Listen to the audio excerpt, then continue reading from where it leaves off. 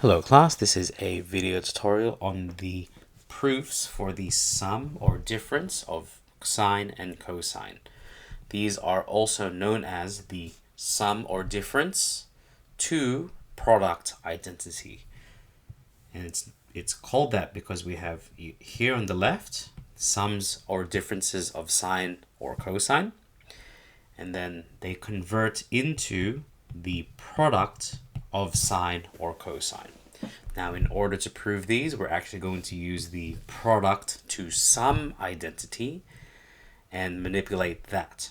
Now, in order for this to work and make it easier to follow, I'm just going to change this a little bit. I know we've been using A and B for all of these proofs, but I'm going to change all of the A's into an X, like this, and all of the B's into a capital Y, like this. It'll make it a lot easier to follow instead of using A's and B's all the time. And for this, I'm actually going to let, X equal A plus B on 2. We're going to let Y equal A minus B on 2. Now that we have that, I'll go in depth with the first one here. So here we go. So notice this is actually going to be sine of X times sine of Y. Sine X, sine Y. This is actually our first proof here. So sine X sine Y is equal to half cos of the difference of X and Y minus cos of the sum of X and Y. So following this proof, we go, the negative 2 stays in the front, times, I'm going to use a squiggly bracket, half. So now this is going to become this one. This is going to be half times cos of X minus Y minus cos of X plus Y. That's very obvious here. The 2 and the half cancel out, leaving us with the negative 1 in the front. And now I'm going to resubstitute the X and Y back into this. So this becomes cos of X is A plus B on 2. There's a minus here, so minus A minus B on 2. Minus cos of A plus B on 2. It's actually the exact same thing here, but instead it's going to be a plus, like so. Now I'm going to color code this so that you can follow along. So X is this one,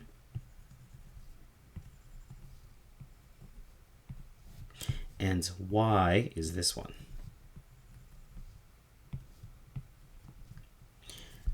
That inside of that bracket, this negative stays here. Cos, now watching the algebra carefully, just so that we're not confused here, it'll be A plus B minus, and notice I put a bracket outside that A minus B, just to show you that that minus multiplies to the A, and when it multiplies out to the negative B, it becomes plus B all over 2 minus, this one's going to be the exact same thing. It'll be A plus B plus A minus B all over 2. Realized didn't need that square bracket. It's been used. And now taking a closer look again, that negative is still here.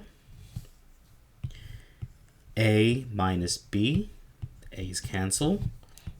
This actually leaves us with 2B on 2 minus, in this one, the B instead will cancel, leaving us with 2a on 2. So this becomes cos of 2a on 2.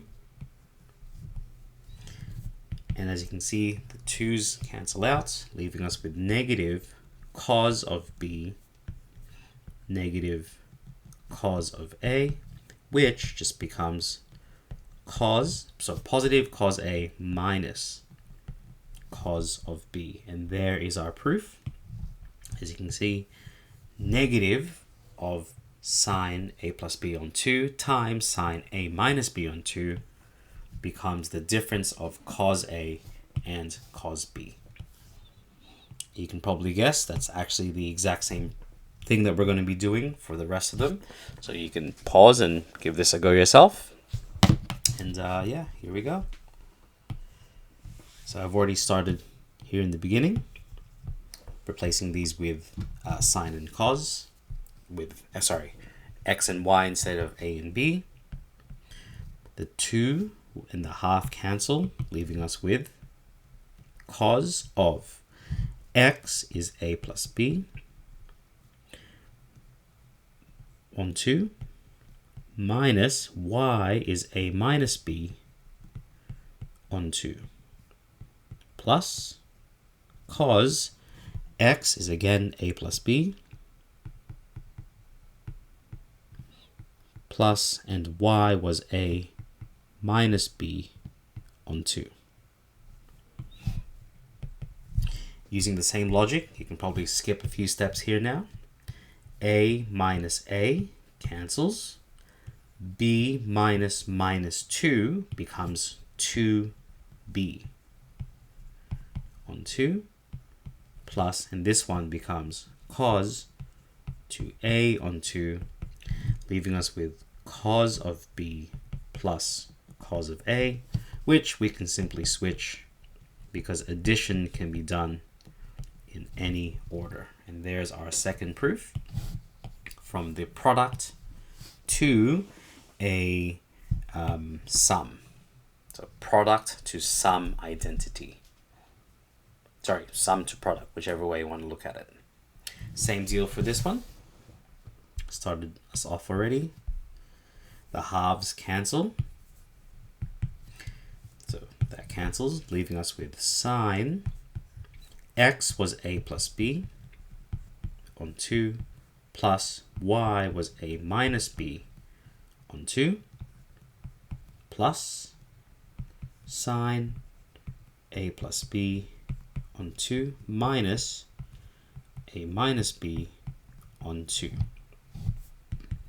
Again, following the algebra very carefully, a plus a all over 2 and b plus negative b, the b's cancel, so only the a's remain, leaving us with sine of 2a on 2 plus, the same logic with this, it'll be a minus a and b minus minus b, giving us 2b on 2. And once again from here, we can see that this becomes sine of a plus sine of b. And there is our proof. And as for this last one, you can probably guess it follows the exact same procedure. The half and the 2 cancel.